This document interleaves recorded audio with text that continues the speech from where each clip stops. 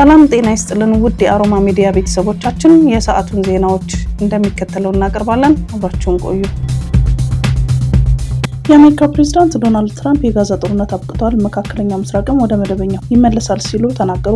ትራምፕ ይህንን ያሉት እስራኤልና ሐማስ ታጋቾችንና እስረኞችን ለመልቀቅ እየተጠባበቁ ባሉበት ወሳኝ ወቅት ነው። ለ2 ዓመታት የዘለቀውን የጋዛ ጦር ለመቋጨት በአሜሪካ በቀረበው የሰላም ስምምነት እቅድ መሰረት የመጀመሪያው ምዕራፍ ተግባራዊ መደረግ መጀመሩን ተከትሎ ትራምፕ ወደ እስራኤል አቅንተዋል።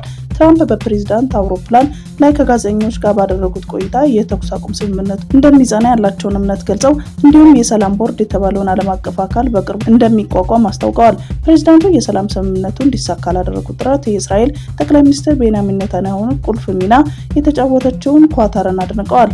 በስምምነቱ የመጀመሪያ ምዕራፍ መሰረት ሐማስ የቀሩትን ታጋቾች ለመልቀቅ የተዘጋጀ ሲሆን በአካባቢው ሰዓት አቆጣጠር እኩለ ቀን ላይ ይለቃል ተብሎ ይጠበቃል። እስራኤልም በተመሳሳይ ወደ 2000 የሚጠጉ ፍልስጤማውያን እስረኞችን የምትለቅ ይሆናል። ፕሬዝዳንት ትራምፕ እስራኤል እንደደረሱ ከጠቅላይ ሚኒስትር ቤንያሚን ኔታንያሁ ጋር ይገናኛሉ ተብሎ የሚጠበቅ ሲሆን በሀገሪቱ ፓርላማም ንግግር ያደርጋሉ ተብሎ ነው የሚጠበቀው። ትራምፕ ከእስራኤል ጉብኝት በኋላ ጦርነቱ በዘላቂነት ለማስቆም በሚደረገው ዓለም አቀፍ ጉባኤ ላይ ለመሳተፍ ወደ ግብጽ ሻርም አልሼክ ይጓዛሉ ተብሎ ይጠበቃል። በአፍጋኒስታንና በፓኪስታን ድንበር ላይ በተቀሰቀሰው ከባድ ወታደራዊ ግጭት በመቶዎች የሚቆጠሩ ተዋጊዎች መገደላቸውን ሁለቱ ሀገራት እርስ በርስ በሚጋጩበት መግለጫዎች አስታውቀዋል። ይህ ግጭት ባሳለፍነው ሳምንት በአፍጋኒስታን ውስጥ ለተፈጸመ ፍንዳታ ታሊባን ፓኪስታንን ተጠያቂ ማድረጉን ተከትሎ የመጣ ሲሆን በሁለቱ ጎረቤት ሀገራት መካከል ለወራት የቆየው ውጥረት ወደ አዲስ አደገኛ ምዕራፍ ያሸጋገረ ነው። የፓኪስታን ጦር ባወጣው መግለጫ ከ200 በላይ የአፍጋኒስታን ታጣቂዎችን እንደገደለ ሲገልጽ በግጭቱ 23 የፓኪስታን ወታደሮች መሰዋታቸውን አስታውቀዋል። በበኩሉ የአፍጋኒስታኑ የታሊባን መንግስት ቃል አቀባይ ዛቢሁላህ ሙጃሂድ የፓኪስታንን ሪፖርት ሙሉ በሙሉ በማስተባበል 58 የፓኪስታን ወታደሮችን መግደሉንና ሌሎች 30 ማቁሰሉን አስታውቋል። ለቃል አቀባዩ ገለጻ በአፍጋኒስታን በኩል የሞቱት 9 ታጣቂዎች ብቻ ናቸው። ሁለቱም ወገኖች በድንበር ላይ የሚገኙ የጦር ሰፈሮችን መቆጣጠራቸውን ገልጸው ታሊባን 3 የፓኪስታን ድንበሮች ምሽጎችን ሲቆጣጠር የፓኪስታን መንግስት ሚዲያ ደግሞ 19 የአፍጋኒስታን ምሽጎችን መያዙን ዘግቧል። ግጭቱን ተከትሎ ፓኪስታን ከአፍጋኒስታን ጋር ያለውን ድንበር ሙሉ በሙሉ ዘግታለች። በሁለቱ ሀገራት መካከል ያለው ውጥረት ዋነኛ መንስኤ የፓኪስታን ታሊባን በመባል የሚታወቀው ታጣቂ ቡድን በአፍጋኒስታን ውስጥ ተጠልሎ በፓኪስታን ላይ ጥቃት እየፈጸመ ነው የሚል የቆየ ክሷ ነው። የአፍጋኒስታን ታሊባን በበኩሉ ግዛቱን በሌላ ሀገር ላይ ለሚሰነዝር ጥቃት እንደማይውል በተደጋጋሚ ቢገልጽም ፓኪስታን ይህንን አትቀበልም። በቅርቡ በፓኪስታን ውስጥ የቲቲፒ ጥቃቶችን በእጅጉ ጨምሮ የነበረ ሲሆን ይህ ሁኔታ የኢስላማባድ ባለስልጣናት ትዕግስት እንዳሳጣቸውም ተገልጿል። ግጭቱ የቀጠናው መረጋጋት አደጋ ላይ በመጣሉ እንደ ኢራን፣ ኳታርና ሳውዲ አረቢያ ያሉት ሀገራት ሁለቱ ወገኖች ከድርጊታቸው እንዲታቀቡና ችግሩ በውይይቱ እንዲፈቱ ጥሪ አቅርበዋል። የሳውዲ አረቢያ የውጭ ጉዳይ ሚኒስትር ባወጣው መግለጫ ግጭትን በማስወገድና ውጥረትን በመቀነስ የቀጠናውን ደህንነት መረጋጋት ማስጠበቅ ያስፈልጋልም ብሏል። በአሜሪካ በተከፈተ የጅምላ ተኩስ 4 ሰዎች ህይወታቸውን አጡ። በሚሲሲፒ ግዛት የእግር ኳስ ጨዋታ ሰዓት ላይ አስፈሪው ጥቃት የተሰነዘረ ነው ተብሏል። በጥቃቱ 12 ሰዎች ጉዳት ሲደርስባቸው 4 ሰዎች ከባድ የሚባል ጉዳት ደርሶባቸዋል። አስደንጋጩ ጅምላ ተኩስ የተከፈተው እኩለ ሌሊት በአካባቢ ሰዓት አቆጣጠር ሲሆን በዋናው ጎዳና ላይ ሊላንድ ወይንም ከሚሲሲፒ ዋና ከተማ ጃክሰን 190 ኪሎ ሜትር ርቀት ላይ ነው። የከተማዋ ከንቲባ ጆን ሊም የጥቃቱን አደገኝነት አስታውቀዋል። ይህ ዜና እስከተጠናቀረበት ሰዓት ድረስ በቁጥጥር ስር የዋለው ተጠርጣሪ ያለመኖሩን መረጃዎች ያሳያሉ። ሊላንድ ከወትሮ በተለየ በሰዎች የተጨናነቀችበት ምክንያት የአካባቢ ከፍተኛ ሁለተኛ ደረጃ ትምህርት ቤት በባህሉ መሰረት ዓመታዊ የቀድሞ ተማሪዎችን እንኳን ደህና መጣችሁ ለማለት እግር ኳስ ግጥሚያ ለማድረግ ደፋ ቀና ላይ በመሆኑ ነበር። የቀድሞ ተማሪዎች ተመልሰው የቆይታ ጊዜያቸውን የሚያስታውሱበት መድረክ ነው ሲል ዘግቧል። የኤርትራ ማስታወቂያ ሚኒስትር ለአሜሪካ ማሳሰቢያ ሰጡ። የኤርትራ ማስታወቂያ ሚኒስትሩ አቶ የማነ ገብረ መስቀል ዛሬ ባስተላለፉት መልእክት ለአሜሪካ መንግስት ማሳሰቢያ ሰጥተዋል። አቶ የማነ በኤክስ ገጻቸው ላይ የአሜሪካ መንግስት የውጭ ጉዳይ መስሪያ ቤት በቅርቡ ይፋ ያደረገውን የ2025 የኢንቨስትመንት መልክዓ ምድር ሪፖርት መመልከታቸውን ገልጸዋል። በዚህም ሪፖርት ኤርትራን በተመለከተ የቀረበውን ከእውነታ ጋር በሚጣረሱ ስህተቶች የተሞላና በተዛባ የፖሊሲ ትርጓሜ የታጨቀ ነው ብለውታል። ጨምሮም ይህ ዓመታዊ ሪፖርት በአብዛኛው ከቀድሞው የአሜሪካ መንግስት የተወረሱ መረጃዎችን ያካተተ መሆኑን አስታውቀዋል። አቶ የማነ ሲቀጥሉም እንደዚህ አይነት በተደጋጋሚ ስህተቶች በፕሬዝዳንት ትራምፕ አስተዳደር ይታደሳሉ የሚል ተስፋ አለን በማለት በቀጣይ ሪፖርቱ ይህ እንዳይደገምም አሳስበዋል። የዩናይትድ ስቴትስ ፕሬዝዳንት ዶናልድ ትራምፕ አሜሪካ የኢራንን የኒውክሌር ማብለያ ጣቢያዎች ላይ ድብደባ ባትፈጽም ኖሮ የመካከለኛው ምስራቅ የተጀመረውን የእስራኤልና ሐማስ ድርድር በፍጹም ሊሳካ የሚችል እንዳልነበረ መናገራቸው ተሰማ። የዩናይትድ ስቴትስ ፕሬዝዳንት ዶናልድ ትራምፕ ለፎክስ ኒውስ በሰጡት ቃለ ምልልስ በዚህ ዓመት መጀመሪያ ላይ በኢራን የኒውክሌር መስሪያ ቤቶች ላይ ስለደረሰው ጥቃት ሲናገሩ ኢራን የኒውክሌር ጦር መሳሪያ ለማምረት መቃረቧንና ይህ ቢሆን ኖሮ የጋዛ የሰላም ስምምነት ሊሳካ አይችልም ነበር ብለዋል። ፕሬዝዳንት በፎርድ ናታንዝ እና ኢስፋሃን በሚገኙ የኢራን የኒውክሌር ፋሲሊቲዎች ላይ የአሜሪካ የቦምብ ጥቃት የቴህራንን የኒውክሌር መርሃ ግብር በእጅጉ ያዳከመ ትልቅ ስኬት ነው። ከዚህ በኋላም ቴህራን በመካከለኛው ምስራቅ ፖለቲካ እጇን እንድትሰበስብ አድርጓል ብለዋል።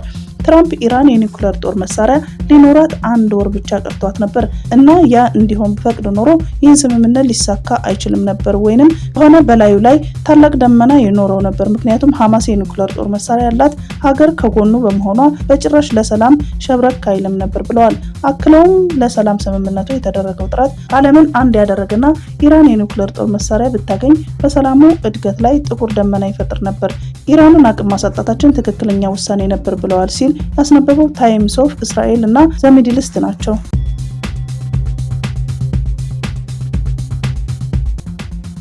እንደ አውሮፓውያን አቆጣጠር በ2009 በሀገሪቱ በተደረገ መፈንቅለ መንግስት ፕሬዝዳንት አንድሪ ራጆኤ ከብክበው ቤተ መንግስት ያስገቡትን የስልጣናቸው መሰረት የነበሩትን የማዳጋስካር ወታደሮች አመጽ በመደገፍ ዋና ከተማውን ከተሰበሰቡ ጸረ መንግስት ተቃዋሚዎች ጋር መቀላቀላቸው ተነገረ።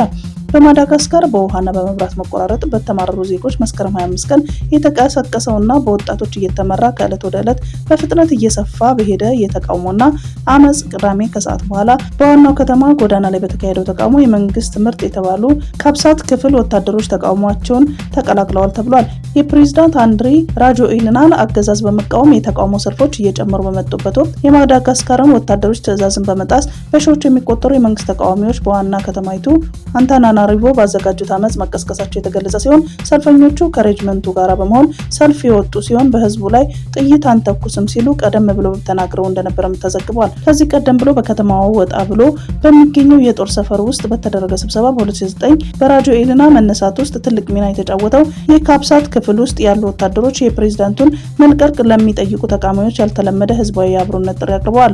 በሶኒያራና አውራጃ በሚገኘው የጦር ሰፈር ወታደሮች በማህበራዊ ሚዲያ ላይ በተለጠፈው ቪዲዮ ላይ ኃይልና ወታደር የህዝብ ጠባቂ እንጂ የወንበር ማስጠበቂያ አይደለም፣ ጄኔራሎችና ፖሊሶችን ለለውጥ እንተባበርና ጓደኞቻችንን ወንድሞቻችንና እህቶቻችንን ለመተኮስ ደሞዝ አንከፍልም ብለዋል። በተመሳሳይ በአውሮፕላን ማረፊያው የሚገኙ ወታደሮች ሁሉም አውሮፕላኖች እንዳይነሱ የአለቆቻቸውን ትዕዛዝ አትታዘዙና በሌሎች ካምፖች ውስጥ ያሉ ጓደኞቻቸውን እንዲተኩሱ ትዕዛዝ እንዳይሰጡ በሮቹን ዝጋና መመሪያችንን ጠብቅ ሲሉ ጥሪ አቅርበዋል። ጥቅምት 11 ቀን 2025 ከሰዓት በኋላ ከአንታናናሪቮ በስተደቡብ ከምትገኘው ሶሪያና ከሚገኘው ካብሳት ክፍሎች ወታደሮች ጋር በመሆን የታጠቁት ተሽከርካሪዎችን እየነዱ የማዳጋስካር ባንዲራ እያውለበለቡ መታየታቸውን የዘገቡት ሮይተርስ፣ አልጀዚራ፣ ሲኤንኤን የዜና ወኪሎች ናቸው።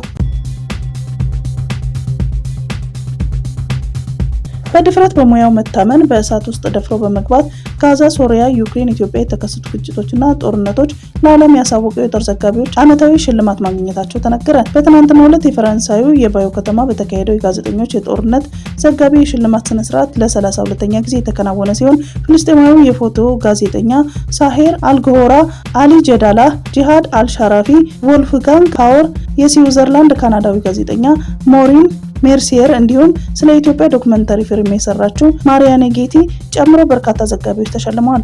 ለዙማ ፕሬስ የሚዘግበው የፍልስጤማዊ የፎቶ ጋዜጠኛ ሳሄር አልግሆራ ለ2 ዓመት ገደማ በጋዛ ሰርጥ በሐማስና እስራኤል መካከል ሲካሄድ የቆየውን አውዳሚውን ጦርነትና የደረሰውን አስከፊ ሰብአዊ ቀውስ በእሳትና ረሃብ መካከል በተሰኘውና በተከታታይ በሰራቸው የፎቶ ዘገባዎች በመስራቱ ለሽልማት መብቃቱ እንዲሁም ከሳሄር በተጨማሪ የጀርመኑ የሳይት ጋዜጣ ዘጋቢ ወልፍጋንግ ባየር በህትመት ጋዜጠኝነት ዘርፍ አሸናፊ መሆኑን ተነግሯል። በህትመት ጋዜጠኝነት ዘርፍ ቮልፍጋንግ ፓወር በሱዳን ዋና ከተማ ካርቱም አሁን ቀዶ ጥገና በማድረግ ተጋድሎ እየፈጸመ የሚገኝ ሆስፒታል የተረሳው በሚል በሰራው ስራ አንደኛ በመሆን አሸንፏል። ጋዜጠኛው በእንባ ታጅቦ ባስተላለፈው የቪዲዮ መልእክት በሆስፒታሉ የሚገኙ ዶክተሮች፣ ነርሶችና በጎ ፈቃደኞች በየቀኑ የሚቻላቸውንም ለሚያደርጉ በሙሉ ምስጋና አቅርቧል።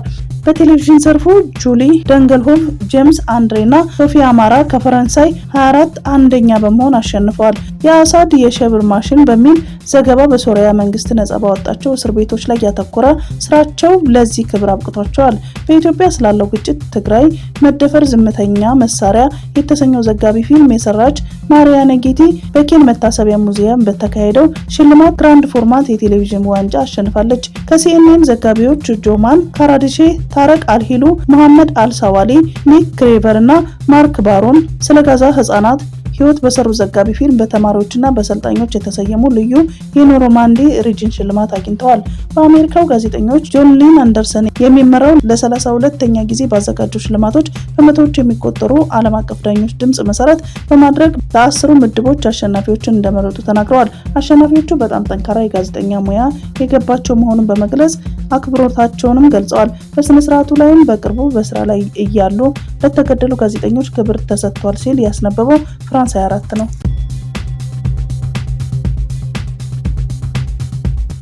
በአፋር ክልል ሰሜናዊ ዞን በባራሃሌ ወረዳ ትናንት ምሽት በተከሰተው የመሬት መንቀጥቀጥ በሰውና ንብረት ላይ ጉዳት ደረሰ። የወረዳው ዋና አስተዳዳሪ አሊ ሁሴን በመሬት መንቀጥቀጡ ምክንያት በቡሬና አስኩቢ ቀበሌዎች በርካታ ቤቶች መፍራሳቸውን ተናግረዋል። በአደጋው እድሜው 12 ዓመት የሆነ ልጅ ህይወት ማለፉን ገልጸው 6 ሰዎች ላይ ጉዳት መድረሱን አስረድተዋል። በመሬት መንቀጥቀጡ 43456 የሚሆኑ ሰዎች ቤቶቻቸውን ሙሉ በሙሉ መውደሙን እና ያለ መጠለያ መቅረታቸውን ጠቁመዋል። ለተጎጂዎች ድጋፍ ለማድረግ ጥረት እየተደረገ መሆኑን ዋና አስተዳዳሪው ገልጸዋል። የኦሮሞ ብሔረሰብ ዞን ፖሊስ መምሪያ አዛዥ ኮማንደር ኡመር መሐመድ እንዳሉት በዛሬው ዕለት በአማራ ክልል በኦሮሞ ብሔራዊ ዞን በጨፋ ሮቢት ከተማ ልዩ ስሙ ጃራ ድልድይ አካባቢ የትራፊክ አደጋ መድረሱን ተናግረዋል። በዚህም ከአዲስ አበባ ወደ ደሴ ሲጓዝ የነበረ የሰሌዳ ቁጥሩ ኢት 73290 የሆነ ታታ አውቶቡስ እና ከደሴ ወደ አዲስ አበባ ሲጓዝ የነበረ የሰሌዳ ቁጥሩ ኢት 41157 ተሳቢ መኪና ጋር ተጋጭተው በደረሰ የትራፊክ አደጋ መረጃው እስከተጠናቀረበት ሰዓት 10 ሰዎች ህይወት ማለፉንና 8 ሰዎች ደግሞ ከባድ ጉዳት እንደደረሰባቸው የተጠቀሰ ሲሆን ከአደጋው ከባድነት አንጻር ቁጥሮቹ ሊጨምሩ እንደሚችሉም ተወስቷል። ጉዳት የደረሰባቸው ሰዎች በጨፋ ሮቢት ሆስፒታል ሕክምና እየተደረገላቸው ሲሆን አደጋው ከደረሰበት ሰዓት ጀምሮ የነፍስ አድን ስራ በቅኝት መስራቱን ተናግሯል ሲል ፋና ዘግቧል።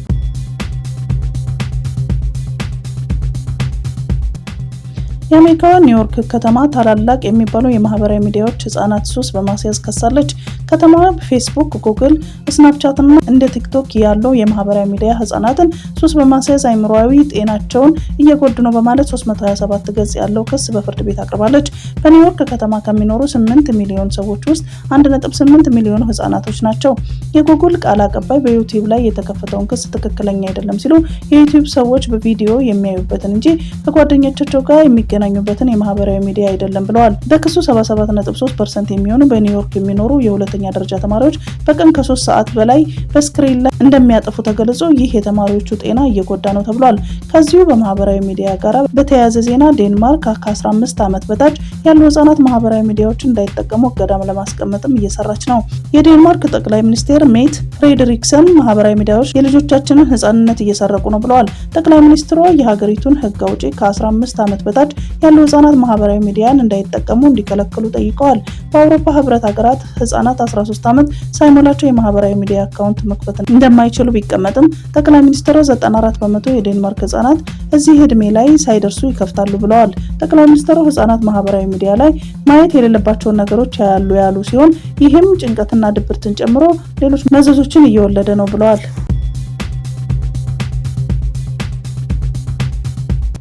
ሰንደቅ ዓላማ የአንድ ሀገር መለያ፣ የሀገር ፍቅር ማሳያና የህዝቦች ማንነት መገለጫ ነው። ዜጎች ለሀገራቸው ያላቸውን ፍቅር በሰንደቅ ዓላማ ሲገልጹ ይስተዋላል። የማህበረሰብ አንቂው አቶ መሐመድ ካሳ ከኢቲቪ ጋር በነበራቸው ቆይታ ሰንደቅ ዓላማ የሀገርን መልክና ገጽ መመልከቻ ነው ብለዋል። የኢትዮጵያ ሰንደቅ ዓላማ ብዙ ትርጓሜ ያለውና ከፍተኛ መስዋዕትነት የተከፈለበት ስለመሆኑም አመልክተዋል። በርካታ የአፍሪካ ሀገራት ኢትዮጵያን የነጻነት ቀንዲል በማድረግ ሰንደቅ ዓላማቸውን ተመሳሳይ ማድረጋቸውን አንስተዋል። ይህ የኩራትና የማንነታችን አርማን በመላው ዓለም በድል የምንታወቅበት መጠሪያችን ነው ሲሉም ገልጸዋል። ትምህርት ቤቶች ተማሪዎቻቸውንም በሚገባ ስለ ሰንደቅ ዓላማ ስነ ስርዓትና ስለ ሀገር ፍቅር ሊያስተምሩ እንደሚገባም ተናግረዋል።